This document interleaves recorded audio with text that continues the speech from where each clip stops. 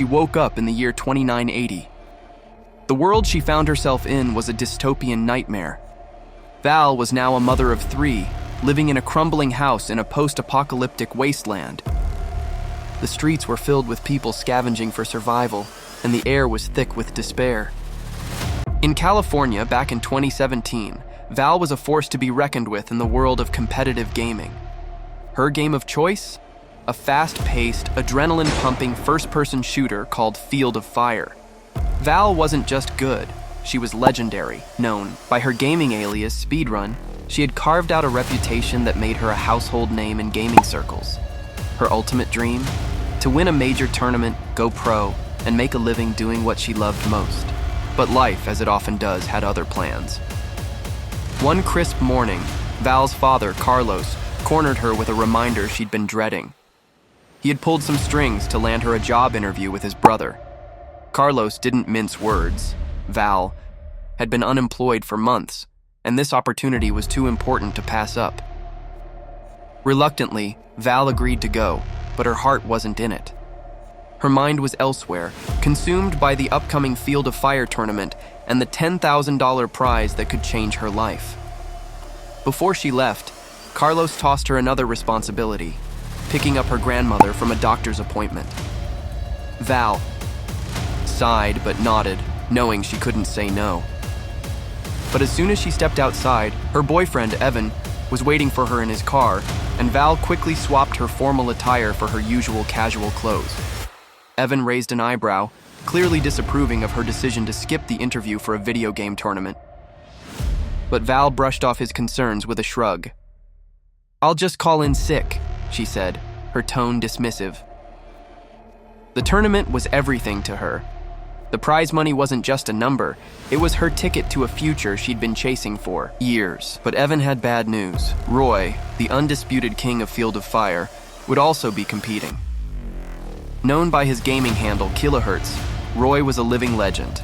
He'd been crowned People's Choice Gamer of the Year, graced magazine covers, and had a fan base that worshipped the ground he walked on. Even the commentators were already declaring him the inevitable winner. Val's heart sank, but she wasn't ready to give up.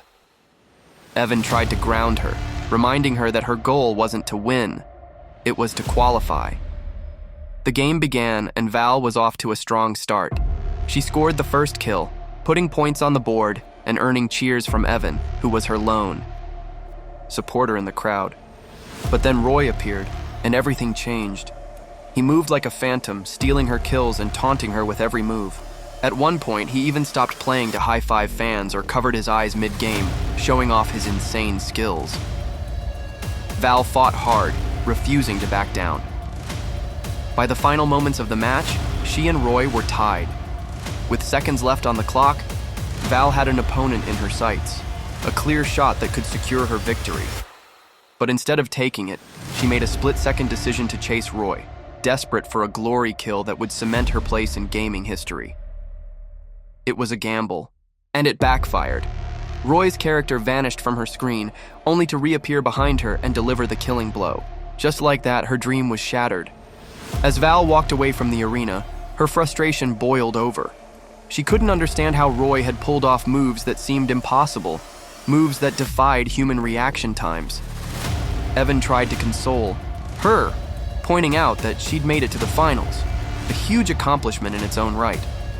But Val wasn't satisfied. After a few minutes of humiliation, he strutted off to take selfies, with his adoring fans leaving Val to stew in her defeat. But the day wasn't over yet. As Evan went to fetch the car, Val was approached by a mysterious figure named Kojima.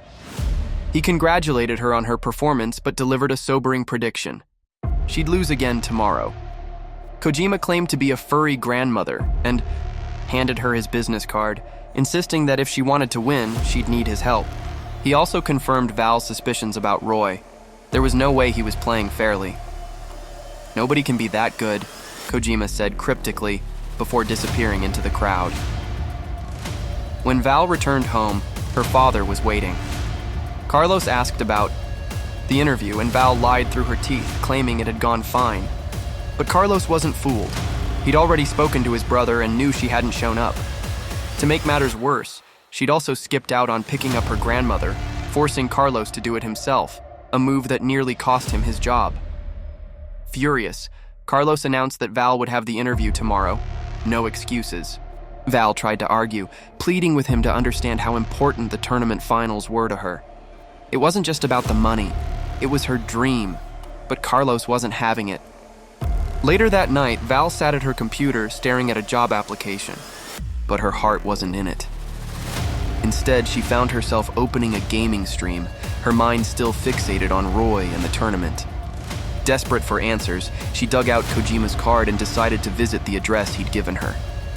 What she found was a place called the Gold Saucer, a gaming cafe that felt like a relic from another era. Kojima was there, as enigmatic as ever. He didn't bother with pleasantries, simply instructing Val to sit down and play. She chose a...